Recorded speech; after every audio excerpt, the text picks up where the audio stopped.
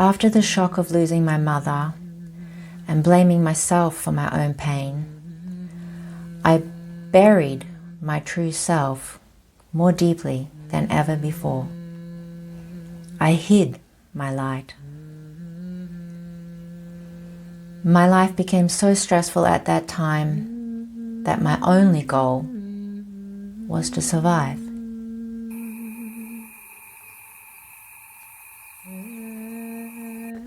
I'm Emma Aurora, and this is my transformation story. The story of how I re-remembered who I really am.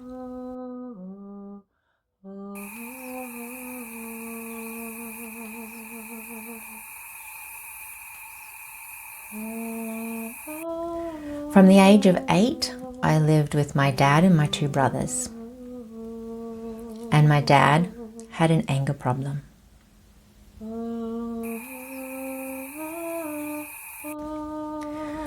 So what did it look like when my dad got angry? Well, he would be loud, raising his voice and yelling. His eyes would be wide and fiery. He would speak very passionately or vehemently, very strongly. He would use derogatory names like stupid child, selfish, greedy, spoilt brat, all of those things I heard. He would also hit. When he disciplined us for any kind of disobedience, he would use his hand or a plastic strap from a toy or a stick to hit us, and he would do it in anger.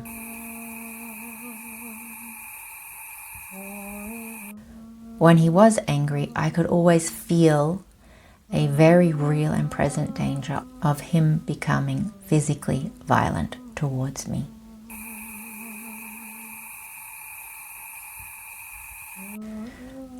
Another punishment was being sent to my room and made to be alone for long periods of time, being locked in. I say locked in because the lock on the door was on the inside, but for him, the door was closed and it needed to stay closed as long as he said it needed to be closed. I was also often sent to bed without dinner or sent to my room and had to go without food for that period of time, as long as I had to stay there. So the kinds of things that would set him off would be anything he perceived to be wrong, disobedient, and I mean disobedient in the sense of a soldier disobeying their commanding officer. Like he expected us to obey him to the letter. Whatever he said, we had to do, and if we didn't do what he said, that was a punishable offense, depending on how extreme he perceived it to be, or how wrong he perceived it to be, and also depending on what kind of mood he was in, things like that. Fighting amongst my brothers and I was not tolerated. Loud noises were not tolerated. Any kind of loud noises from fighting, screaming, crying, singing, laughing, playing, anything loud was very irritating for him and could make him angry. Also making a mess anywhere in the house or making anything dirty that he would then have to clean could make him angry, and breaking things or anything that he sort of categorized as naughty or bad behavior could set off his anger.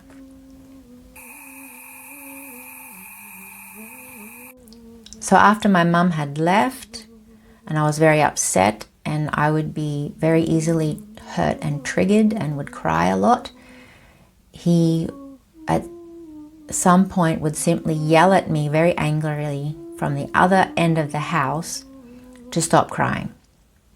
And that would make me so frightened that I would be quiet and be silent and hold all of my emotions inside.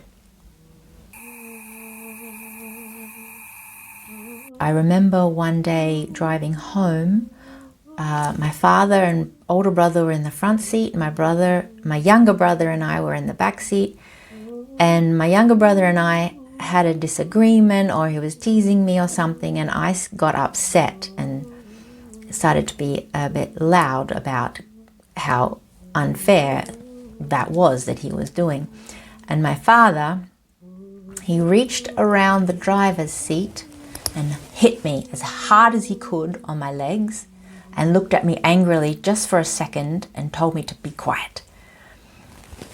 And I was so shocked because I hadn't done anything wrong. I was just expressing my feelings. It was just a bit loud. For him, it was categorized as fighting with my brothers, being too loud, distracting the driver, all of those things. And so I was hit very hard for that. So I did not feel safe in my own home.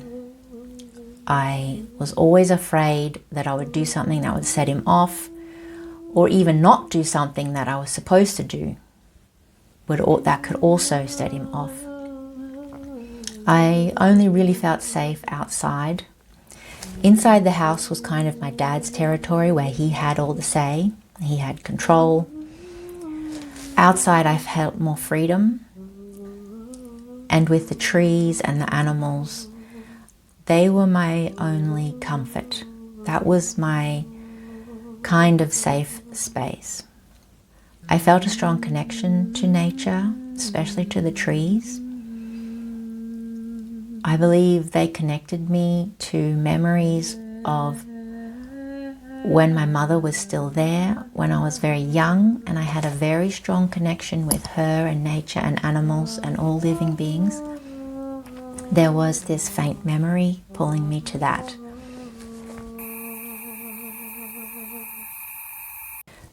So in general, I was not able to stand up for myself. I wasn't able to make him stop.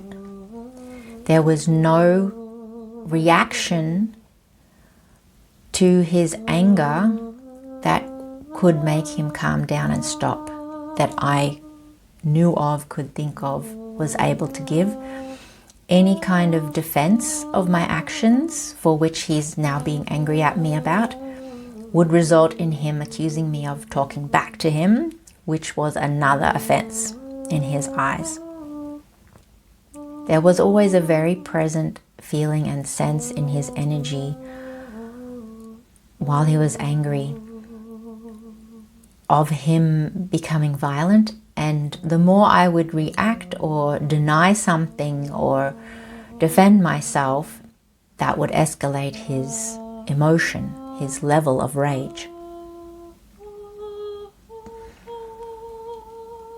This is very hard to record.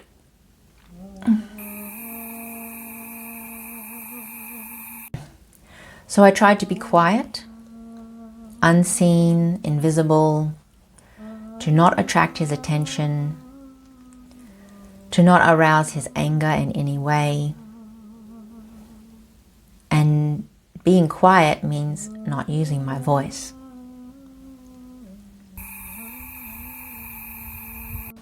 I received very little positive input from my father. The most I would hear, if I shared with him something I did well in at school, for example, he would say, "That's nice, Em." And that's it. And I knew in that moment still that he was not really seeing me and he was not really hearing me.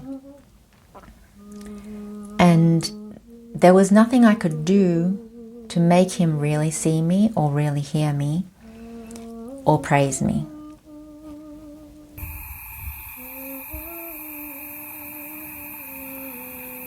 So no friendship was possible between me and my father because no trust existed between us. No trust could exist between us in this situation. I was frozen in fear.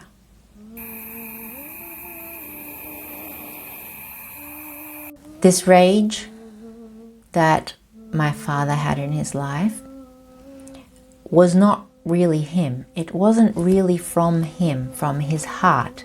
It was not from who he really is inside. It was like a shadow or a dark spirit that he had invited into his life, I believe in his younger years, and it kind of just took over. It took over.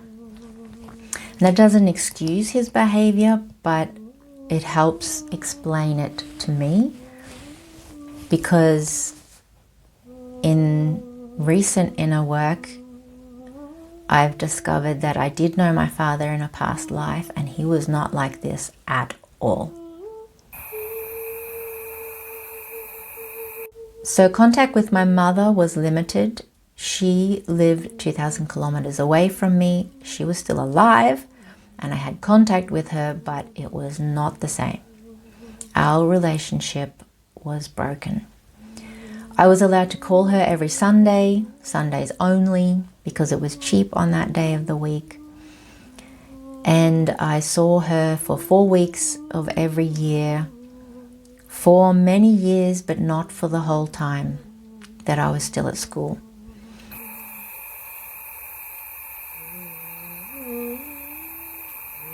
So as I was so full of fear, I was also too afraid to go to the authorities and tell them what was happening, or to call one of those helplines or things like that, because I knew if he found out that I had done that, I would be punished, I would be hurt.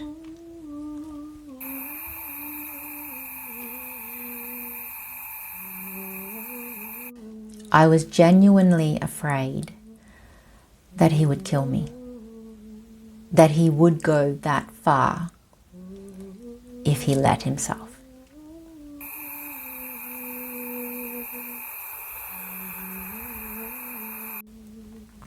I actually wanted to run away, and I thought about it many times. I thought it through. I knew where my mother lived. I knew kind of how to start getting there, but there was no way I could get there all by myself. I was very young. I was very inexperienced in talking with strangers or in the world. And I knew that if I did run away, my father would come and find me, bring me home, and punish me.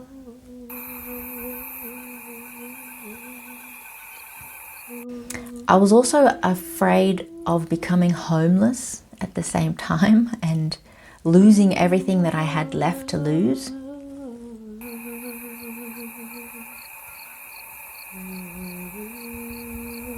Therefore, I felt imprisoned in my own home, trapped with no way out.